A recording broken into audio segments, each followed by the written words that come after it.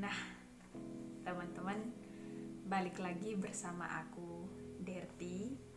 Di video kali ini aku mau bacain lembar yang ketiga dari buku harian aku yang udah aku pegang.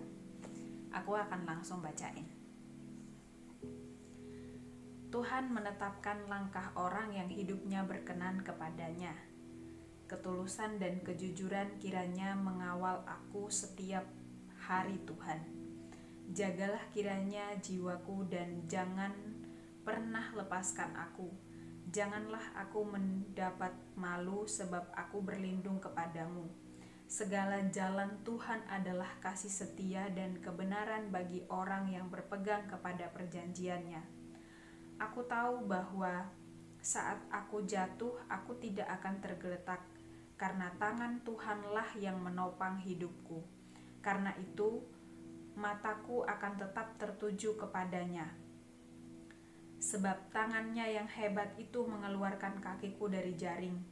Selamanya dan sampai selamanya aku mau tetap menyembahmu.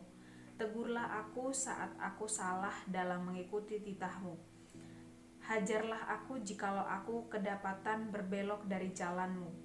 Arahkanlah aku jikalau aku mengikuti mauku sendiri. Sembuhkanlah aku supaya orang tidak mencela namamu. Bentuklah aku jikalau aku mulai salah dalam langkah. Peluklah aku supaya aku tetap merasa hangatnya kasihmu. Berkatilah aku supaya orang tidak mengutuki engkau. Jumpailah aku di saat aku mencarimu. Sadarkan aku jikalau aku terlelap dengan keindahan dunia. Buatlah aku mengerti jikalau aku mulai bingung. Cintailah aku sepenuhnya supaya aku tidak mencari cinta dari manusia yang sia-sia. Bapakku, peluk aku karena aku ingin merasakan kehangatan kasihmu yang tulus kepada anakmu ini. I love you, Father. Jesus is my father. Terus di bawahnya ada tanda tangannya, terus ada Derti gitu. Jadi ini tintanya udah mulai kayak buram, jadi bacanya agak susah. Nah, ini kejadian lucu. Jadi di asrama itu ada yang namanya kerja bakti. Jadi ada satu hari di dalam satu minggu itu kita kerja bakti. Nah, waktu kita kerja bakti itu kan semua orang kerja bakti, semua orang yang tinggal di asrama, baik asrama laki-laki maupun asrama perempuan, kita wajib kerja bakti, termasuk hampir semua penghuni dari kampus itu harus kerja bakti. Dan waktu kita kerja baktinya secara berkelompok-kelompok. Yang namanya kelompok tumbuh bersama. Jadi kelompok tumbuh bersama ini beranggotakan sekian orang dan kita kerja di bagian-bagian tempat yang sudah ditentukan dari bagian pembagian kerja bakti. Nah, kemudian kita udah kerja di situ. Aku satu kelompok tumbuh bersama itu ada satu kakak tingkat yang menurut aku kakak tingkat ini panutan banget. Dia sayang sama aku. Dia orang pertama yang suruh aku belajar jalan benar-benar seperti perempuan. Dia suruh aku melakukan segala hal yang baik. Dan pertama kali aku masuk di sekolah itu, aku satu kamar dengan kakak ini. Dan menurut aku kakak ini panutan luar biasa bagi aku. Dia orang yang baik banget. Dia memperhatikan, bahkan sampai kamu ada uang jajan gak? Sampai seperti itu dia saking perhatiannya. Tapi di hari itu waktu kita kerja bakti, dia melakukan satu teguran ke aku yang menurut aku itu kasar, menurut aku gak banget. Dan di situ aku sadar bahwa sia-sia aku mencari kasih sayang, mencari cinta daripada manusia. Aku sadar bahwa kakak ini tuh manusia juga. Tadinya aku mengagung-agungkan dia, aku bahkan Mau pakai baju apapun aku nanya sama dia, orang kita sekamar, aku nanya sama dia, "Kak, ini bagus nggak pakai begini?" "Oh, nggak bagus, itu nggak cocok antara atasan sama bawahannya." Aku percayakan semua penampilan aku percaya sama dia. "Kak, aku kalau sisir rambut begini bagus nggak?" "Bagus," katanya gitu. Atau "nggak bagus." Dia menegur dengan jujur. Tapi di hari itu dia menegur aku dengan satu teguran yang menurut aku itu kasar, karena aku sedang tidak melakukan itu. Bukan aku yang melakukan hal itu. Jadi ceritanya itu, kita kalau kerja bakti itu sering nakut-nakutin teman, kayak ada ulet di bunga itu kita ngambil, terus kita nakut-nakutin teman, kita ngasihkan ke teman, atau suka ngelemparin rumput-rumput gitu. Sesama kelompok tumbuh bersama itu kita bercanda.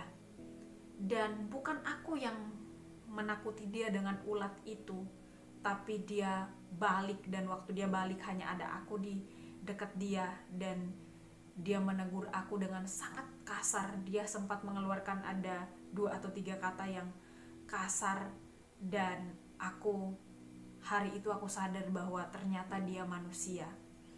Waktu aku pulang ke kamar itu menjadi saksi di mana aku mencurahkan isi hati.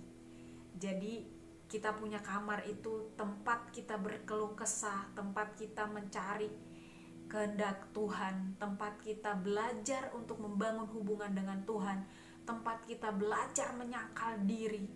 Bangun pagi itu salah satu hal yang sangat susah buat aku.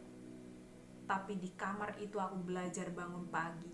Aku belajar gimana caranya merapikan tempat tidur dari kakak yang tadi.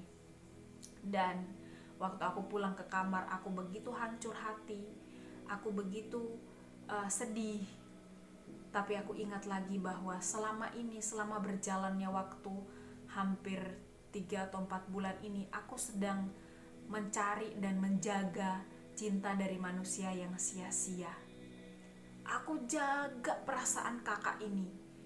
Kakak ini tidak suka kalau aku meletakkan sendal berantakan. Dia pasti akan menegur. Dan aku selalu berusaha merapikan sendal, merapikan sepatu, merapikan kamar supaya dia gak marah. Aku berusaha menyenangkan dia. Dan hari itu waktu dia tegur aku sadar bahwa aku selama ini memelihara cinta yang sia-sia dari manusia. Dan aku kembali meminta sama Tuhan untuk mengembalikan, memulihkan hati aku dan membuat aku mengampuni kakak ini. Kalau kita melakukan satu hal dan kita ditegur, kita salah, kita menerima. Tapi coba bayangin, kamu gak melakukan apa-apa terhadap itu dan kamu dituduh mati-matian kamu yang melakukan itu. Kamu yang nakut-nakutin aku dengan ulat itu. Udah tahu kita takut sama ulat, aku langsung diam. Dan pada saat itu memang kita sebagai adik tingkat itu tidak banyak kekuasaan untuk kita protes, tapi kita cuman punya air mata, kita cuman punya lutut. Dan di kamar itu aku menemukan kembali satu kekuatan, bahwa kalau kamu mencari cinta dari manusia, kamu mencari perhatian dari manusia, kamu akan kecewa. Buktinya kamu lihat hari ini. Udahlah, berhenti menangislah, karena cinta yang benar-benar akan aku kasih itu ada padaku. Kamu tidak perlu mendapatkannya dari dunia. Kamu boleh melakukan hal apapun kepada orang-orang, tapi untuk mendapatkan kasih yang sempurna itu ada di dalam aku. Dan di hari itu aku mulai punya lagu kesukaan. Dulu waktu aku pertama kali kenal Tuhan, itu lagu menjadi lagu kesukaan. Tapi setelah sekian lama aku mulai suka dengan lagu yang lain, dan berjalannya waktu aku lupa. Tapi di hari itu aku kembali mengingat lagu itu, yang aku suka banget nyanyiin lagu itu, yaitu saat ku renungkan hidup bersamamu, seringkali ku melupakanmu. Dan ada sambungan-sambungan yang panjang, dan itu lagu juga sangat memberkati aku.